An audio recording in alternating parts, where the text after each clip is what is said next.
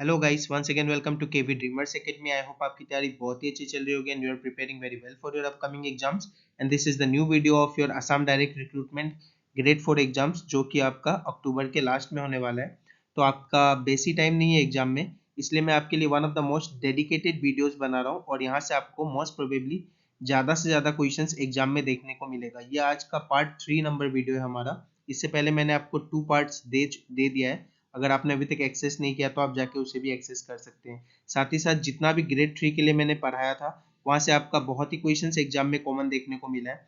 तो आई बटन में आप जाके क्लिक कर सकते हैं, क्योंकि वो दोनों ही के लिए मैंने तैयार किया था वो प्लेलिस्ट, जो कि आपका ग्रेड 3 एंड ग्रेड 4 के लिए था। तो आई बटन में सारा प्लेलिस्ट आपको दे दिया है, वहां से जाके आप एक्सेस कर सकते हैं। और आपको और एक इन्फॉर्मेशन देना था। जैसे मैंने पैटर्न देखा ग्रेड 3 का, जो आपका वर्ल्ड जीके आसाम से ये सबसे ज्यादा क्वेश्चंस पूछ रहा है, तो उस टाइप का क्वेश्चंस भी मैंने रखा है। और साथ ही साथ आपका अभी तक स्टैटिक जीके ज्यादा नहीं पूछा गया है, तो मोस्ट प्रोबेबली इस बार आपका स्टैटिक जीके पूछा ही जाएगा, ये फॉर श्योर है, क्योंकि ग्रेड 4 का एग्जाम में मैक्सिमम स्टैटिक जीके आपका रहता ही है। तो स्टैटिक जीके से भी हम लोग बहुत सारे क्वेश्चन करेंगे। तो let us start with the first question. On which Indian rupee note Rani ki Vav is represented? तो ये रानी की वाव कहाँ पे रिप्रेजेंट किया गया है, कौन से रुपी नोट पे? तो ऑप्शन है आपका 200 rupees note, 100 rupees note, 50 rupees note या फिर 500 रुपीज नोट। तो नोट से बहुत सारा क्वेश्चन आपको पूछा जाता है, ये भी एक स्टैटिक का पार्ट बनता है, लेकिन हम बहुत ज्यादा ध्यान नहीं देते इन सब चीजों पे। लेकिन ये क्वेश्चन आपका एग्जाम पर्सपेक्टिव से बहुत इंपॉर्टेंट है और प्रीवियसली भी बहुत बार पूछा जा चुका है। तो ऑप्शन नंबर बी जो है आपका वो करेक्ट होगा, 100 रुपीज नोट। अगर आपसे 200 रुपीज नोट के बारे में पूछे, तो ये यहाँ पे आपका सांची स्तूपा है। ठीक है, यहाँ पे आपका सांची स्तूपा का इमेज आपका प्रिंट है बैक साइड पे। तो ये बहुत इंपॉर्टेंट हो जाता है। और बहुत बार आपसे पूछता है कि सांची स्तूपा है कहाँ पे, तो ये आपका एमपी में है, मध्य प्रदेश में। ये भी इंफॉर्मेशन आपको रखना है ध्यान में। साथ ही साथ अगर आपको 50 रुपीज नोट के बारे में पूछ दिया जाए, तो इसमें आपका हम्पी का पिक्चर है, जो कि आपके कर्नाटका में है। One of the most famous आपका मोनूमेंट है ये। तो हम्पी कर्नाटका, ये भी याद रखना है, क्योंकि हम्पी का भी आपको स्टेट पूछा जाता है। और ग्रेड 4 के एग्जाम में मोस्ट प्रोबेबली बहुत ज़्यादा इंपॉर्टेंट हो जाता है ये आपका मोनूमेंट्स और प्लेसेस के बारे में क्वेश्चन। 500 रुपीज नोट अगर हम देखें, तो यहाँ पे आपका रेड फोर्ट है। ठीक है, 500 रुपीज के बैक साइड में आपका रेड फोर्ट बना होता है। और ये कहाँ पे है, ये तो सबको ही पता होगा आपका। मैं यहाँ शॉर्ट फॉर्म में एनडी लिख दे रहा हूँ, न्यू दिल्ली में। और हमने जो रानी की वाव देखा, रानी की वाव अगर आपसे पूछ दे कि कहाँ पे है, कौन से स्टेट में, तो ये आपका गुजरात स्टेट में। तो देखिए, एक क्वेश्चन से हमने कितना ज्यादा इंफॉर्मेशन लिया। इसी तरीके से कोई एक्स्ट्रा नॉलेज भी आपको देते चलूंगा। और साथ ही साथ मोस्ट इंपॉर्टेंट क्वेश्चंस हम लोग लास्ट तक करेंगे। तो लास्ट तक वीडियो को देखिए। और अगर अभी तक आपको नहीं पता तो मैं बता दूं, प्रीवियसली मैंने ये एग्जाम क्लियर किया है, ग्रेड 3 का एग्जाम। तो मुझे जितना आइडिया है, पेपर्स को देख के एनालिसिस करके ग्रेड 3 ग्रेड 4 में जो क्वेश्चंस आ सकते हैं, मैं उसी बेसिस पे क्वेश्चंस बनाता हूँ। फालतू का टाइम वेस्ट करने के लिए आपका क्वेश्चंस में लेके नहीं आता कि बहुत हाई लेवल का क्वेश्चंस ला रहा हूँ, कुछ नहीं। आपको फॉर श्योर यहाँ से क्वेश्चंस देखने को मिलेगा। तो लास्ट तक वीडियो को देखिए। जब तक एग्जाम आता है तो मैं बहुत सारे पार्ट्स आपका कंप्लीट करवा दूंगा, और आपको अलग अलग सोर्स भी दूंगा आगे वीडियो में कि कहाँ से आपको पढ़ना है। नेक्स्ट आपका the name of the cyclone Remal is given by. Remal आपका जो साइक्लोन का नाम है वो किसने दिया है? बहुत ज्यादा न्यूज में था ये रेमाल साइक्लोन। तो ये आपके बे ऑफ बंगाल साइड में आपका आया था। तो ये आपका ओमान ने ये नाम दिया है, इंडिया ने, बांग्लादेश ने या सऊदी अरेबिया ने? तो ओमान ने ये नाम दिया है आपका। और बहुत इंपॉर्टेंट बन जाता है एग्जाम पर्सपेक्टिव से, और करेंट का भी क्वेश्चन आप कह सकते हैं इसे। नेक्स्ट है the Assamese philosophical folk song based on human life. Human life पे बेस्ड जो फिलोसॉफिकल सॉन्ग है, उसका नाम क्या है आपका पूछा है यहाँ पे। हाइडंग गीत, टोकारी गीत, बोर गीत या फिर नॉन ऑफ द अबव? सो टोकारी गीत आपका करेक्ट आंसर होगा। तो आपने जैसे देखा कि अभी तक आपको इंस्ट्रूमेंट्स के ऊपर क्वेश्चन पूछा जा रहा था कि कौन सा इंस्ट्रूमेंट, मतलब इंस्ट्रूमेंट के बारे में भी पूछा गया जिसमें स्ट्रिंग होता है। आपको इस तरीके से अभी ग्रेड 3 में एक क्वेश्चन पूछा था। फिर आपको मतलब जो ओमेन्स पहनती है डिफरेंट ज्वेलरीज, उसके बारे में क्वेश्चंस पूछा गया। तो अब आपको सॉन्ग के बारे में भी क्वेश्चंस पूछा जा सकता है। तो इस तरीके से आइडिया लगा के मैं आपके लिए क्वेश्चंस लेके आ रहा हूँ। तो मोस्ट प्रोबेबली आपको इन सब चीजों पे भी ध्यान देना है, और खुद से भी पेपर एनालाइज करना है कि क्वेश्चंस एग्जामिनर अभी पूछ कहाँ से रहा है। ये आपका स्मार्ट स्टडी का एक पार्ट होता है। आपका who was the second president of Assam साहित्य सभा? अगर फर्स्ट प्रेसिडेंट दे दे तो बहुत लोगों को याद रहता है, लेकिन सेकंड प्रेसिडेंट में कंफ्यूजन होता है, तो बहुत बार एग्जामिनर सेकंड प्रेसिडेंट ही पूछता है एग्जाम में। कालीराम मेधी, चंद्रधर बोरुआ, पद्मनाथ गोहाई बोरुआ, रजनीकांत बोरदोले। तो इसका करेक्ट आंसर होगा Chandradhar Barua, option number B. अगर आपको फर्स्ट पूछा जाता असम साहित्य सभा का प्रेसिडेंट तो आपके पद्मनाथ गोहाई बोरुआ हो जाते, और साथ ही साथ आपका रजनीकांत बोरदोले का आपका एक नाम है, मतलब एक और नाम से इन्हें जाना जाता है, तो ये नेम आपको मुझे कमेंट बॉक्स में बताना है, बहुत बार ये एग्जाम में पूछा जाता है।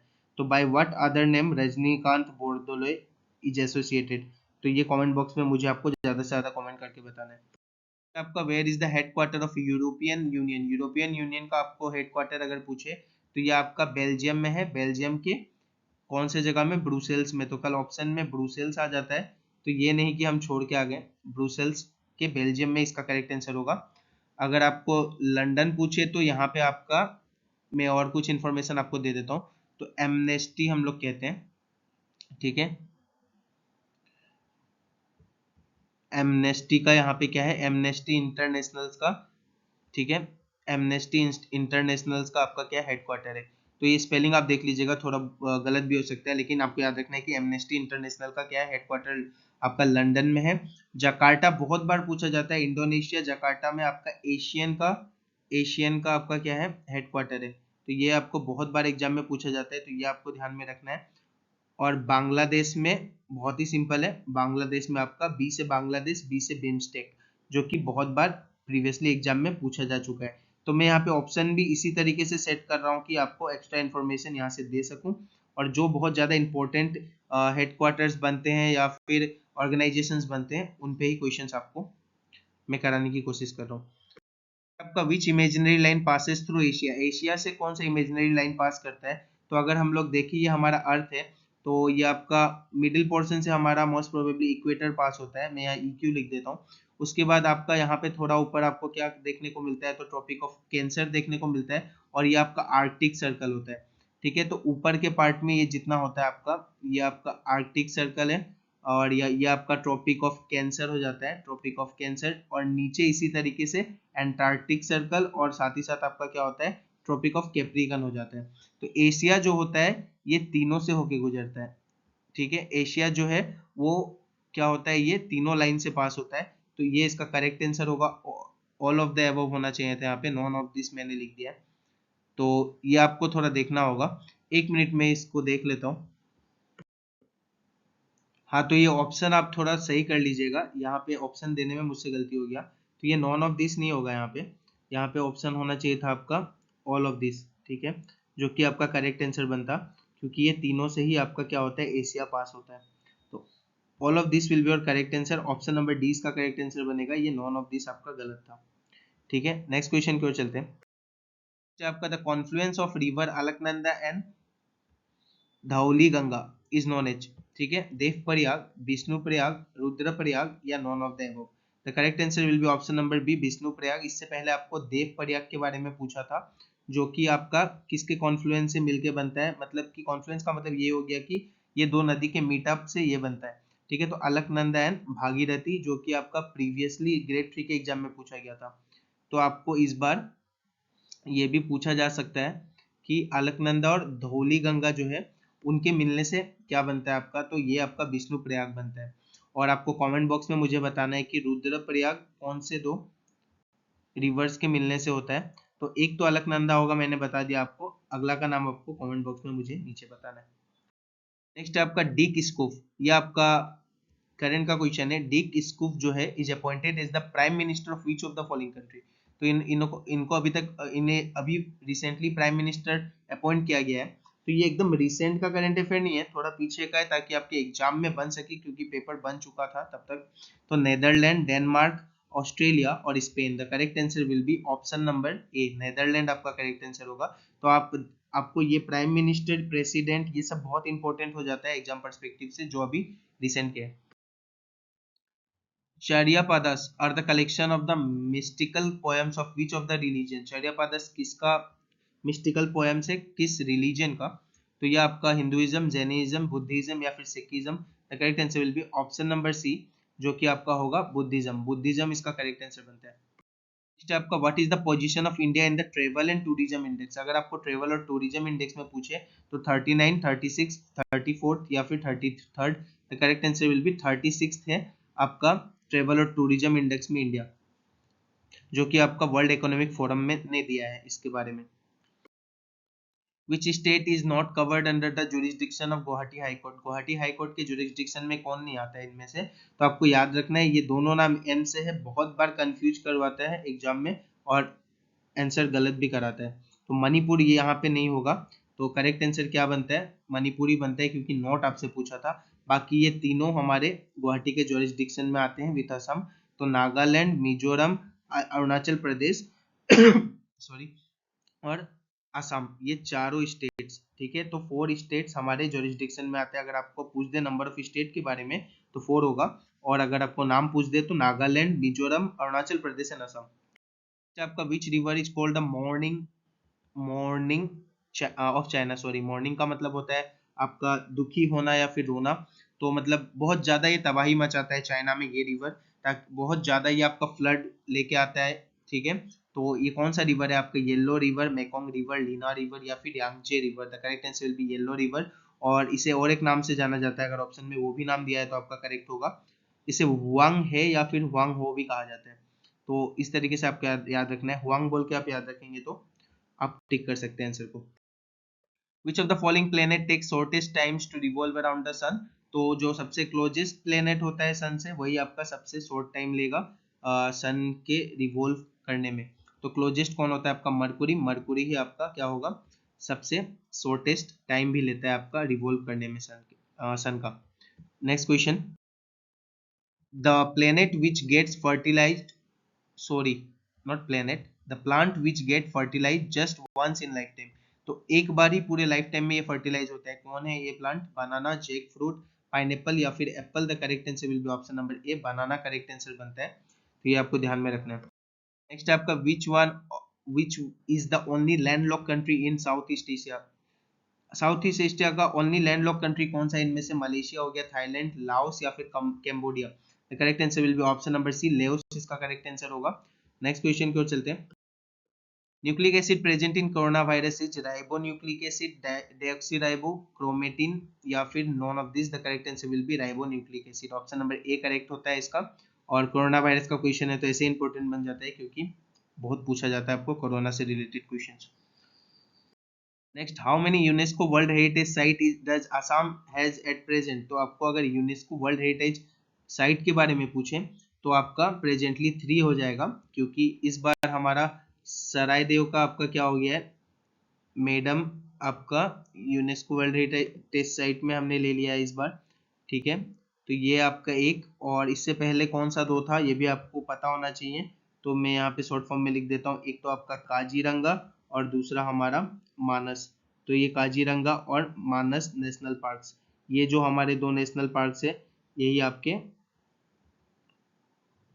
पहले 2 वर्ल्ड हेरिटेज साइट में थे, अभी ये तीसरा सरायदेव मैडम हो गया है। अब अगर सरायदेव मैडम के बारे में पूछे तो ये कल्चरल कैटेगरी में हमें दिया गया है, और ये जो 2 था ये प्लेसेस में आता है, तो ये कल्चरल कैटेगरी में नहीं है। अगर आपको सिर्फ कल्चरल के बारे में पूछे तो एक ही होगा इसका correct answer. Which of the following vitamin has the chemical name niacin. तो B1 का नाम अगर आपको पता है, नहीं पता तो मैं बता दे रहा हूँ, आपको याद रखना है, थायमिन होता है, ठीक है। Vitamin B1 thiamine. B2 भी बहुत बार आपको पूछा जाता है, राइबोफ्लेविन।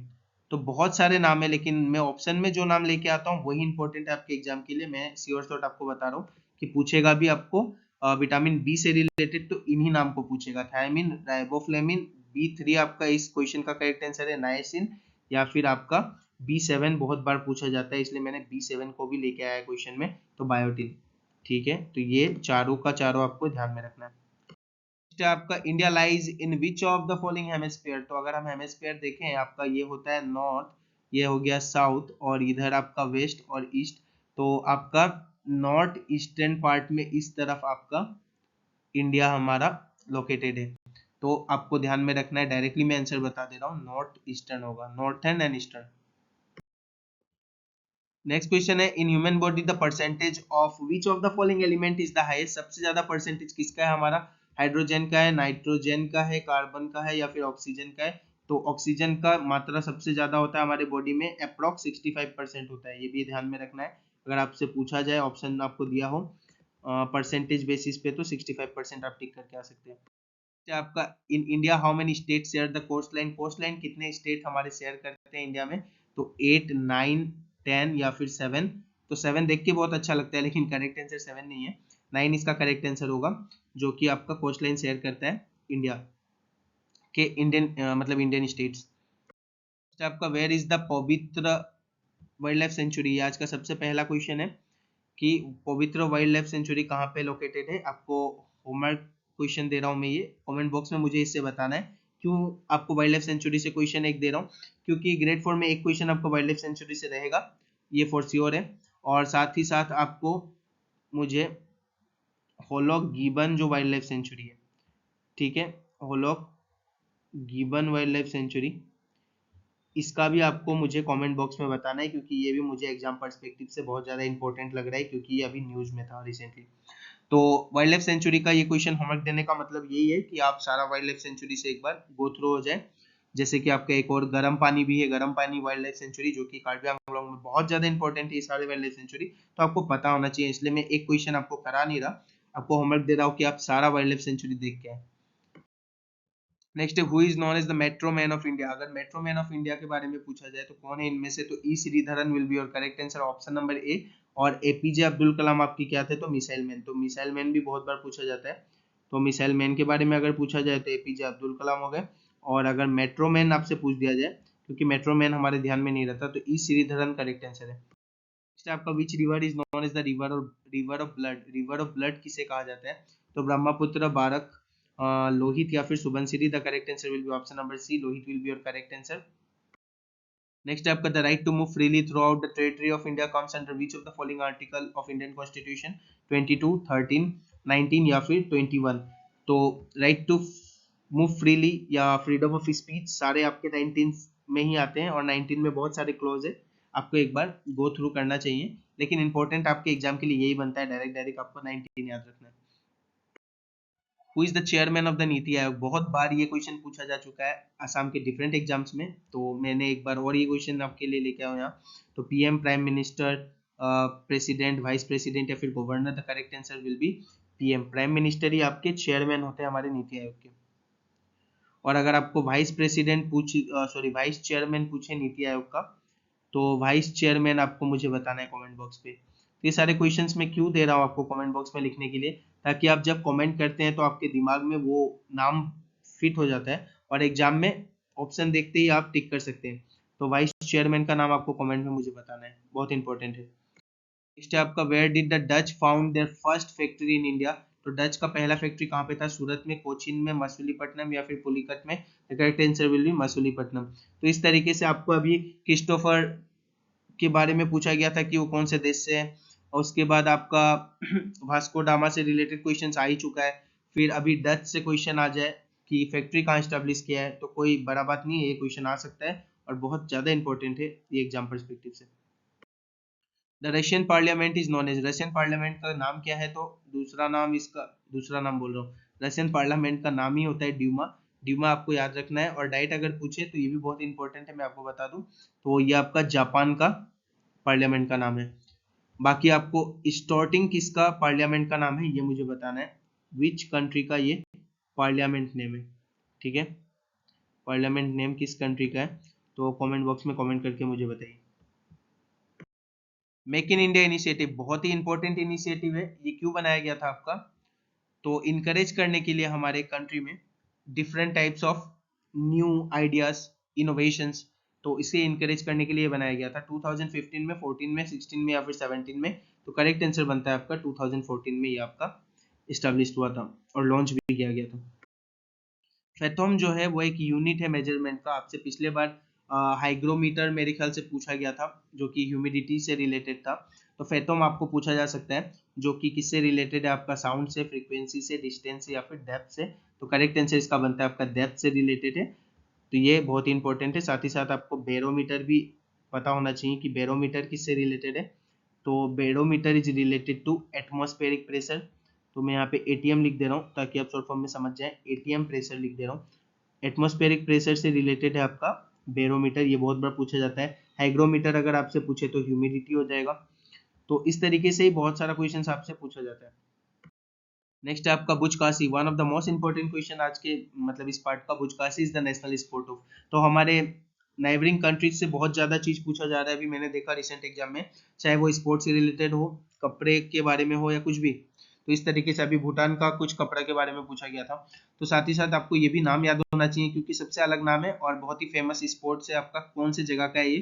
ताजिकिस्तान का है, अफगानिस्तान का, ओनम का या फिर मंगोलिया का। The correct answer will be Afghanistan. Afghanistan का नेशनल स्पोर्ट है buzkashi. The term velodrome is associated with which of the following sport, तो वेलोड्रोम किससे एसोसिएटेड है? साइकिलिंग से, स्विमिंग से, वॉलीबॉल से या फिर बास्केटबॉल से। The correct answer will be cycling. और अगर आपको ब्रेस्ट स्ट्रोक या फिर ब्रेक स्ट्रोक इस तरीके से कुछ था, मेरे अभी ध्यान में नहीं है, तो स्विमिंग उससे रिलेटेड होता है। आप एक बार चेक करके देख लीजिएगा गूगल में। तो करेक्ट आंसर इसका आपको पता होना चाहिए वेलोड्रोम, क्योंकि ये नाम हमने उतना सुना नहीं है और बहुत डिफरेंट थोड़ा हो जाता है, तो आपसे बहुत बार एग्जाम में पूछा जाता है ये भी। What is the capital of the country Madagascar? Madagascar का कैपिटल क्या है?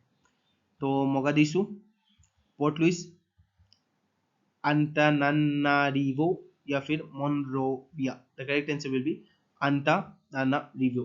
ठीक है, ये करेक्ट आंसर बनेगा इसका। पोर्ट लुइस किसका है आपको पता ही होगा। पोर्ट लुइस आपको बताना है कमेंट में कि किस कंट्री का कैपिटल है। What is the currency of south Africa? South Africa का करेंसी कौन सा है इनमें से? फ्रैंक, रैंड, पाउंड या फिर नाकफा।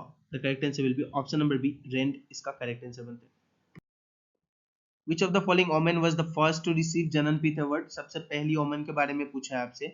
तो अगर असम लिखा जाए तभी आप मामोनी राइजम गोस्वामी को टिक करेंगे या फिर इंदिरा गोस्वामी, दोनों एक ही नाम है। कंफ्यूज करने के लिए मैंने ऑप्शन में इस तरीके से दिया है, ये दोनों एक ही नाम है और असम की पहली ओमेन थी ये जिन्हें जननपीठ अवार्ड मिला था। Assam first woman. ठीक है, तो असम वोमेन पूछे तो आपका ये ही नाम करेक्ट होगा। लेकिन अगर ओवरऑल पूछे आपसे, कुछ मेंशन नहीं किया हो, मतलब पूरे इंडिया का पूछ रहा है आपसे, तो आशापूर्णा देवी। ठीक है, यहाँ पे एक चीज मिस हो गया, यहाँ पे आपको इंडिया देगा। विच of the following Indian women, ठीक है, इंडियन वोमेन ही आपको देगा। और जननपीठ अवार्ड हमारे यहाँ का है तो इंडियन नहीं भी देता है, तो आपको करेक्ट आंसर आशापूर्णा देवी होगा। आशापूर्णा देवी को मिला था। और किस किताब के लिए मिला था ये बहुत बार पूछा जाता है, तो ये भी आपको ध्यान में होना चाहिए।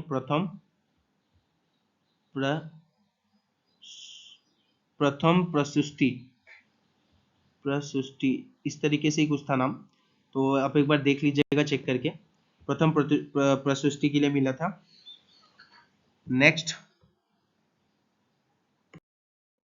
आज का लास्ट क्वेश्चन था, तो एक इन्फॉर्मेशन देना था, वो रहेगी आपके लिए कि ज़्यादा से ज़्यादा वीडियो को शेयर कीजिए। अगर वीडियो अच्छा लग रहा है तो like and subscribe the channel. और इन्फॉर्मेशन ये है कि आपका आई बटन में मैंने सारा वीडियो प्लेस कर दिया है। और अभी लास्ट मोमेंट पे बहुत लोगों को लग रहा होगा कि सोर्स क्या है, कहाँ से पढ़ना है, तो सोर्स आपको बता दूं, आई बटन में जितना प्लेलिस्ट है जाके एक्सेस कीजिए, क्योंकि यहाँ से आपका मैक्स क्वेश्चन आपका एग्जाम में देखने को मिलने वाला है। और द 5 मिनट शॉर्ट्स के नाम से एक पूरा स्टैटिक जीके का प्लेलिस्ट है, जहाँ पे national parks, current currency, sorry capital currency, उसके बाद आपका डांस से रिलेटेड क्वेश्चंस, तो ये सारा कुछ इंस्ट्रूमेंट्स के क्वेश्चंस हो गए या फिर आपका मेजरमेंट के क्वेश्चंस हो गए, सारा मैंने यहाँ पे प्लेस कर दिया। आपका स्पोर्ट्स से रिलेटेड क्वेश्चन, विटामिन का 1 शॉर्ट वीडियो, सब कुछ यहाँ पे आपको मिल जाएगा। आई बटन में जितना वीडियो से आप वहां से एक्सेस कर लीजिए। इंग्लिश का भी आपको सारा कंटेंट वहां पे मिलेगा मैथ्स एंड रीजनिंग के साथ, तो ये आपके लिए बेस्ट सोर्स होने वाला है। मिलते हैं अगले क्लास में। Thank you guys.